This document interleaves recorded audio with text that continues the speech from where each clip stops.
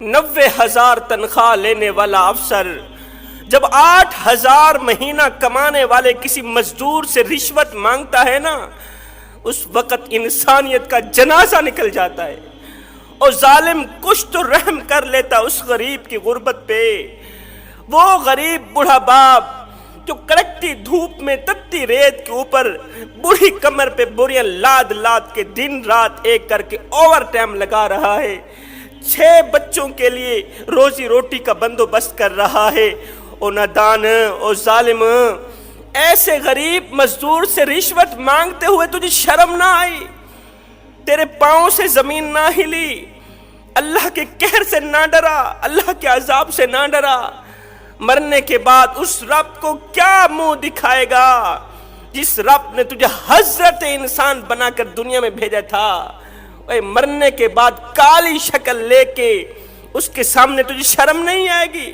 جس رب نے تجھے خوبصورت شکل دے کر دنیا میں بھیجا، کالی شکل لے کے اس مالک کا سامنا کرتے ہوئے تجھے شرم نہیں آئے گی؟ صاحب، نماز کی بہت بڑی فضیلت ہے، نماز پڑھنے سے بہت زیادہ ثواب ملتا ہے، نمازی کو اللہ تعالیٰ بہت بڑا مقام دیتا ہے۔ روزہ رکھنے کی بہت بڑی فضیلت ہے، روزے دار کو اللہ تعالیٰ بہت بڑا مقام دیتا ہے۔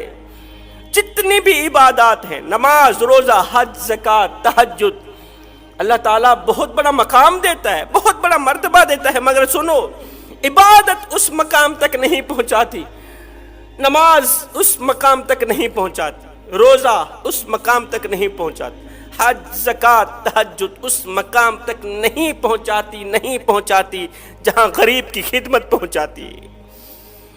عبادت اس مقام تک نہیں پہنچاتی۔ حضرت سیدنا علی المرتضیٰ شیر خدا کرم اللہ وجہ الکریم نے فرمایا تھا، فرمایا اگر کوئی بھوکا روٹی چرائے، روٹی چوری کرے، بھوکا شخص جو 3 دن کا بھوکا تھا روٹی چوری کرنے پر مجبور ہو گیا، اگر وہ ایک روٹی چوری کرے تو چور کے ہاتھ کاٹ دینے سے کہیں زیادہ بہتر ہے وقت کے حکمران کے ہاتھ کاٹے جائے۔ ایسے چور کے ہاتھ کاٹنے سے کہیں زیادہ بہتر ہے وقت کے بادشاہ کے ہاتھ کاٹے جائے۔ یہاں پر جو میری مائیں بہنیں بیٹیاں میری آواز سن رہی ہیں، ان کے آگے میں چھوٹی سی گزارش رکھوں گا، گزارش کروں گا، اے اسلام کی مقدس شہزادی، جب تم کسی شادی کی تقریب سے ہو کر گھر آیا کرو تو اپنے بوڑھے باپ کو، مزدور باپ کو، غریب باپ کو یہ مت کہا کرو کہ فلاں شخص نے اپنی بیٹی کو 10 تولے زیور دیے، 10 تولے سونا دیا۔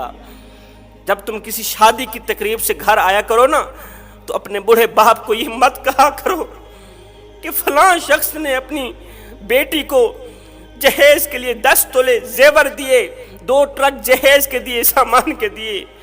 تمہارے منہ پر تو باپ کہہ دیتا ہے اس نے اچھا کیا، تمہارے سامنے تو بوڑھا باپ، مزدور باپ، غریب باپ کہہ دیتا ہے اس نے اچھا کیا، لیکن رات کو جب سوتا ہے نا، رات کا جب دوسرا پہر آتا ہے، جب گھر کے تمام لوگ سو جاتے ہیں، اس وقت اس غریب بوڑھے باپ کی آنکھیں رو رہی ہوتی ہیں۔ بیٹی کا جملہ باپ کو سونے نہیں دیتا، بیٹی کی یہ خواہش، کاش جس طرح اس مالدار باپ نے بیٹی کو 10 تولے زیور دیے، 2 ٹرک جہیز کے دیے، کاش کہ میرا باپ بھی مجھے 10 تولے زیور دیتا، 2 ٹرک جہیز کے دیتا۔